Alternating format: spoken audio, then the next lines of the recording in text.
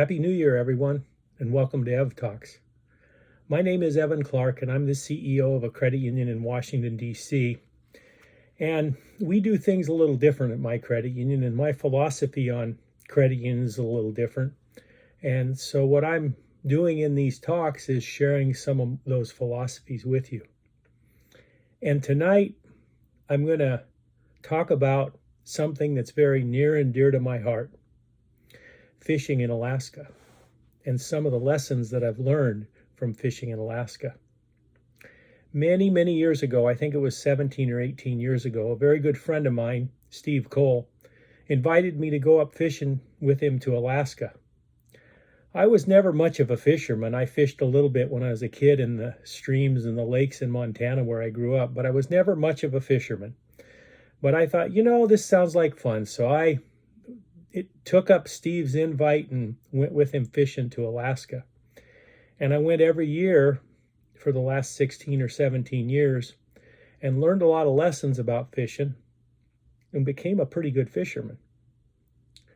But I only want to share a couple lessons that I learned with you because I think they're important. One is important to fishing, and the other one I think is important to almost anything you can think of in life.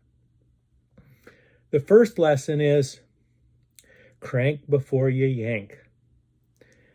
There's this desire when you're out on a boat fishing and you feel a fish biting your hook, biting your herring or your bait or whatever you're using for bait. There's this temptation to just jerk and set the hook. And you can't do that, because what you'll do is you'll jerk that hook out of the mouth of the fish and the fish will be gone. What you have to do instead is slowly crank the fish will hook itself. And it is the most difficult lesson to learn when you're fishing, because you've got that tendency to want to jerk the second you feel that fish biting. But if you just let the fish take that bait and slowly reel in, crank the line up a little bit, it'll be just like magic and you'll catch a lot more fish. So that's the fishing lesson. But there's a lesson that I learned about fishing that has a lot to be said about life. And that lesson is this: keep your line in the water.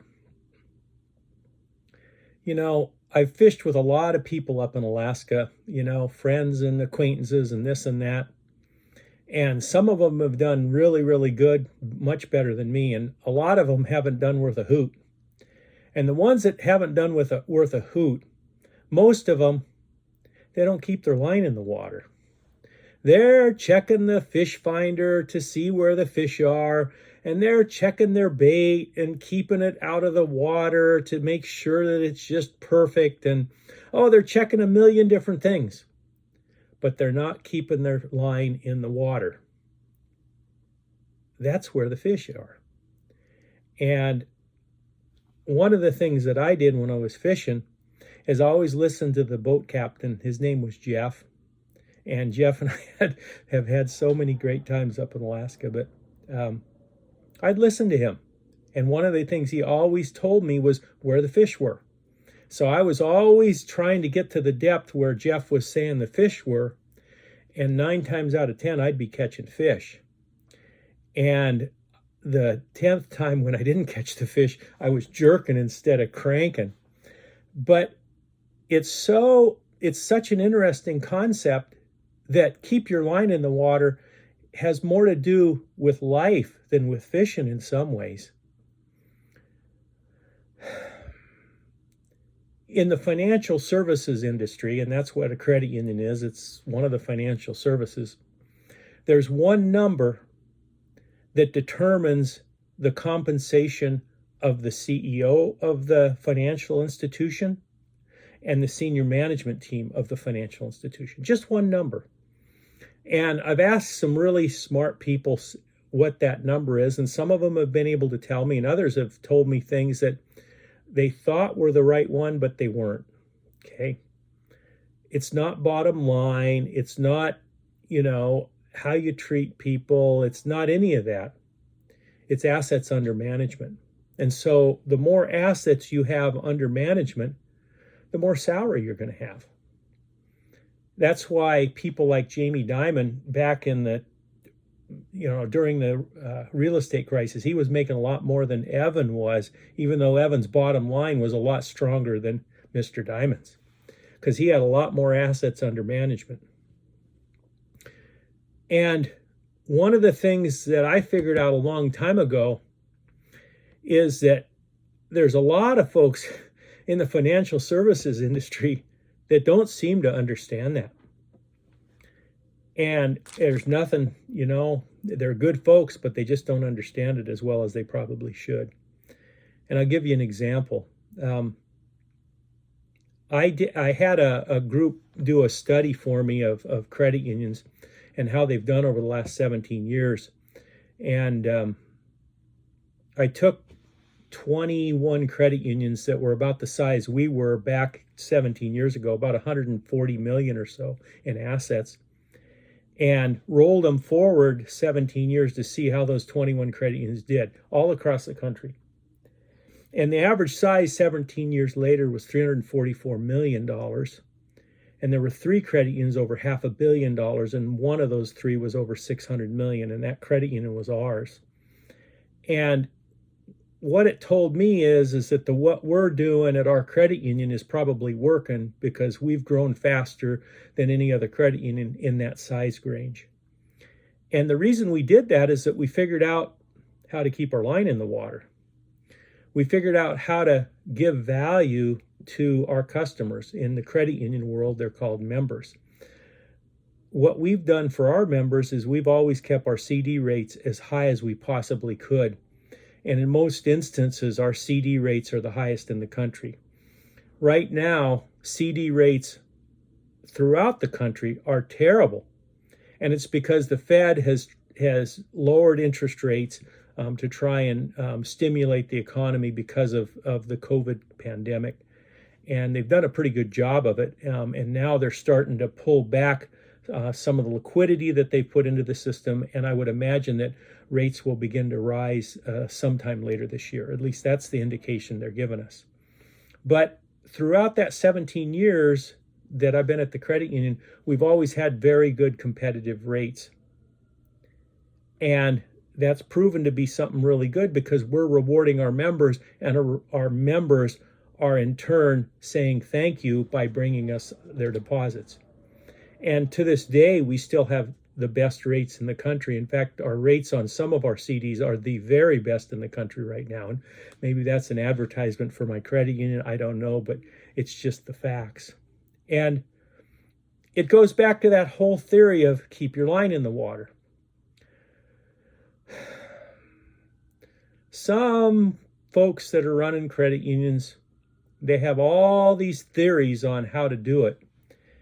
And they all have these worries. And a lot of them are worried about the examiners. What are the examiners going to think?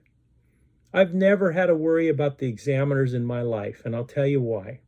Because I understand what the examiners are and who they are. They're just folks. And they're just trying to do a good job, just like I am, just like everybody in every credit union, just like everyone in every job is trying to do. And so when the examiners come to my credit union every year, I make sure everything's lined out for them so that it makes their job a lot easier.